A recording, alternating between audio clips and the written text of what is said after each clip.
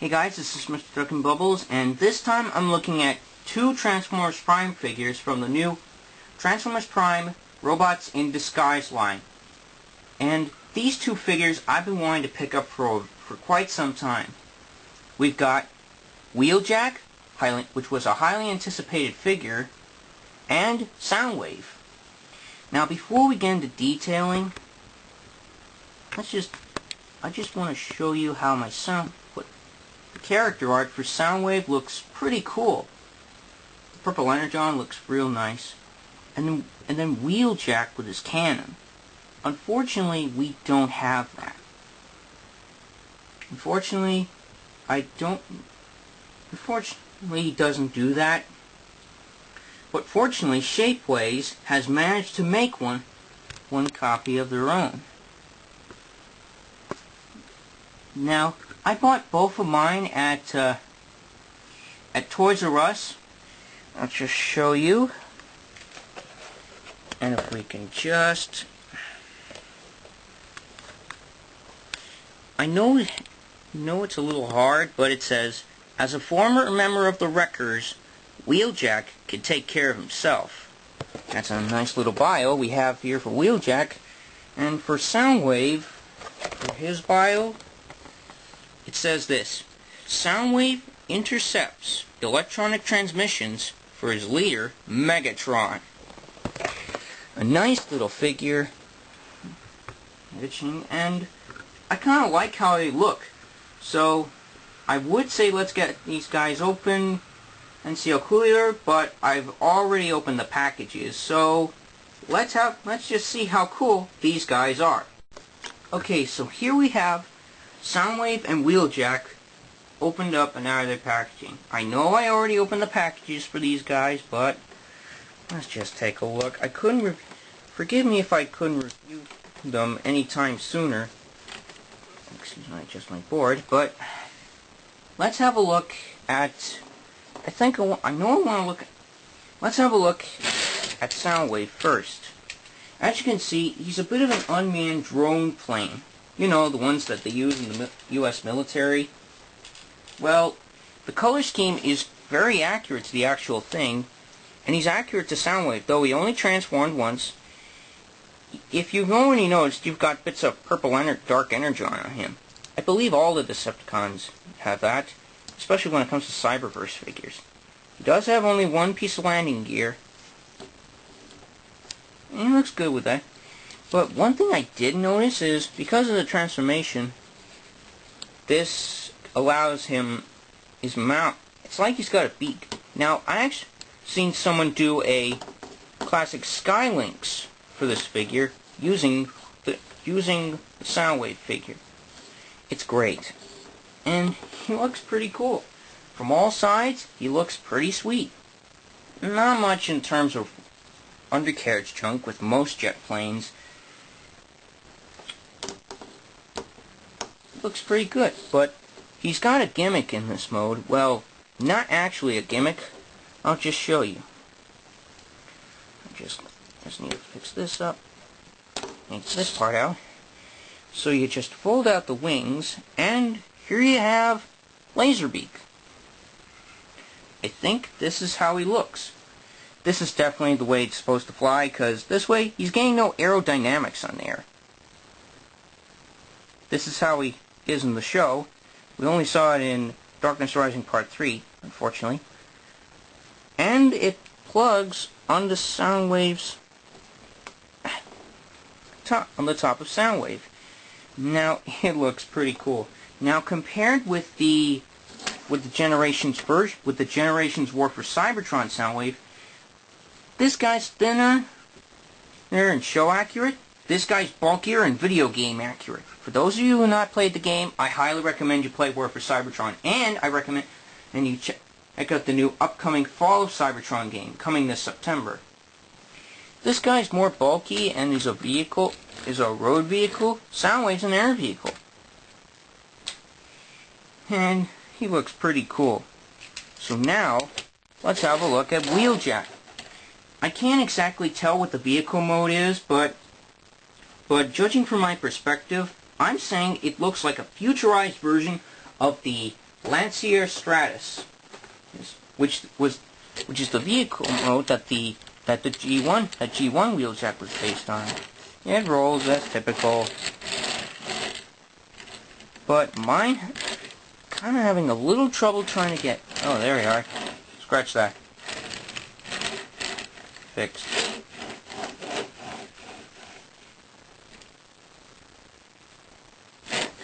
I just gotta keep. Looks pretty good. Unfortunately, the paint's a little bland. It doesn't have a lot of details.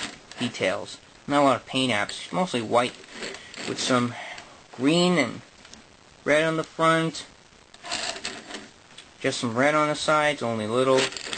Only got a bit of green here and some red on top. Some red and yellow headlights. This guy would, hopefully, they'll be okay. Now, compared with the Generations Wheeljack, this looks definitely more like the Lancia Stratus from G1. First of all, it's I'll give it a size difference. It's shorter, it's smaller, less bulky, more bland than this version. Well, it looks good. But if I had to choose, I'm going to have to say this one is pretty good. This one's G1 accurate, this one's show accurate. Though we only saw the transformation at the end of episode 6, except the second season, Loose Cannons, which is actually my favorite episode. He does have an attack mode. I'll just show you. You take the blades, and you just... And...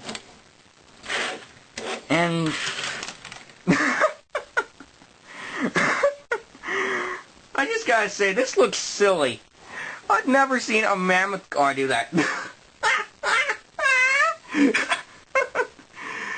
Oh, man. But the same thing is done with the Ratchet figure. I don't have that one. Now, for those of you who have been paying attention to the BotCon news, this is actually going to get a repaint and remold eventually. We're going to get a dead-end repaint of this figure. We already got a hotshot repaint for Bumblebee, so we're going to get a repaint for this one. And we're already getting another black and yellow repaint for Wheeljack. So I'm going to leave these two off. So I'm just going to bring back Soundwave for a minute. So to transform him, I'm going to start with the Soundwave. Basically you'll just want to fold out the arms. Fold the arms like this. And then you want to collapse them down.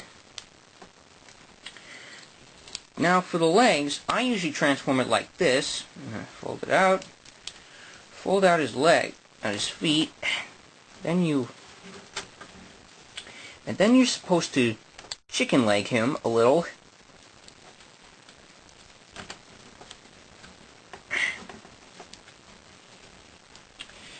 And then you want to pull out the arms a little.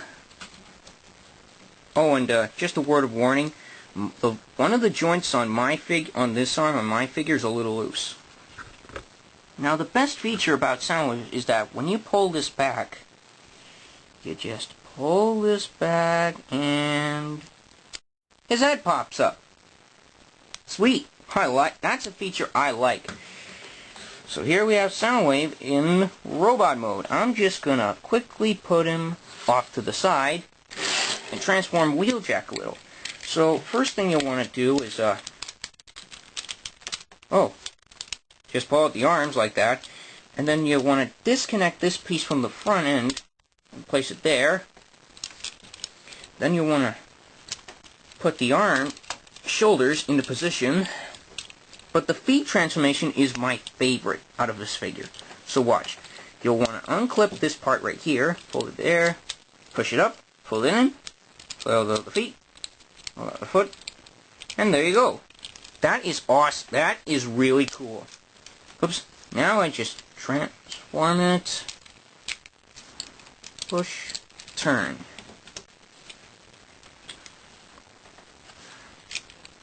Oh. I'm supposed to turn this part in. Silly me. So now, push this down and reveal his head. Okay, I just gotta push this piece up, these parts up, and now you transform the arms a little like that, and fold out the hands, which look cool, and finally pull these out. And here you have Wheeljack and Soundwave in their respected robot modes. Alright, so here we have Wheeljack and Soundwave in their robot modes and with their classics counterparts.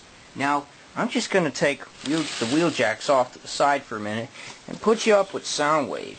As you can see, he's as I mentioned before, thinner and show accurate, bulkier and video game accurate. I love that. I like the scale that's different between the two. Just gotta fix that there. I mean, he just looks great, but the gimmicks for these two are different. He's got his classic opening chest, which never happened on the other classic Soundwave figures. Which were just boring. This one's got a laser beak. And speaking of which, where is he? See this part? Well, fooled ya. I'll show ya. Fooled ya. Because he was actually hiding in Soundwave's chest. That's a neat little trick they did. And that's how actually Soundwave hides him. Sort of like an homage to the actual character. Now you can actually place Laserbeak in his arm, just like animated Soundwave did with his Laserbeak, but he was disguised as a guitar. Or you can also do that with Ratbat, which was a keytar, combination of a guitar and keyboard. I like that. This little guy's pretty cool. But Soundwave's feature was the opening chest door, which was a very good homage to the original. I'll just put him off the side for a minute. And Soundwave's articulation, he has double hinge knee legs, elbows, double jointed elbows. Mind you, mine's a little loose. And he's like he's karate chopping someone. Yeah, yeah, yeah. But he can also do this pose with Laserbeak. Or just for fun. Or just for a little fun. Just for a little fun and games. Send them into battle. Attack Soundwave. Attacking Wheeljack. Awesome. Just gotta put him back in his proper stance so he's not chicken-legged. Okay. Now, let's bring in Wheeljack. Now, when I first saw this guy, I thought, wow. And I mean the toy form. Of course you got these points. Now, I forgot to mention the transformation. When I first saw the toy for this guy, I thought, wow, looks pretty good. And a lot of Wheeljack fans are going to be cool about it, but some are biased because of the design of him. But many people thought he was never going to be seen again after his first appearance. But we were all wrong when Loose Cannons appeared, which is my favorite of the second season. And you may notice I discovered a little secret to this guy. Allow me to show you. There's these little grooves right here, which allow you to stick in his swords. This is kind of cool. Looks odd, but cool. But the face sculpt actually, just zoom in a little.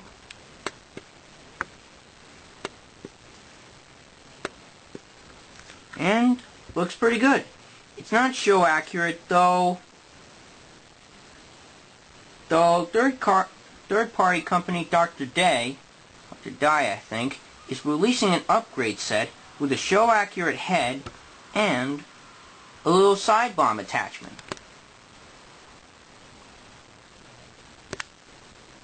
And that's not all. His articulation is pretty good, and he's got some ankle tilt. Great arm posability.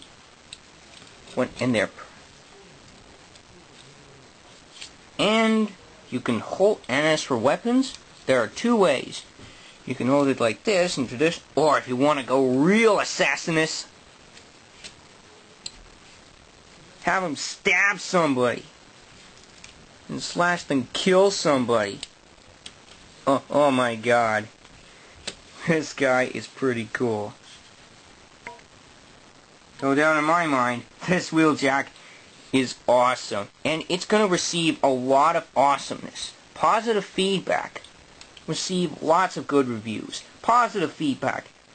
He's going to be showered with glory for the rest of his life. But he's a little taller compared to his generation's counterpart, which is pretty cool.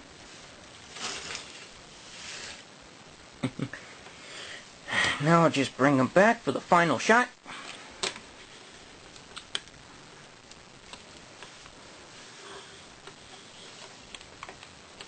When it comes to Transformers, I honestly think that... Hang on a second.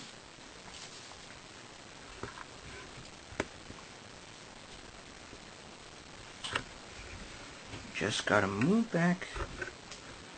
When it comes to Transformers, Prime,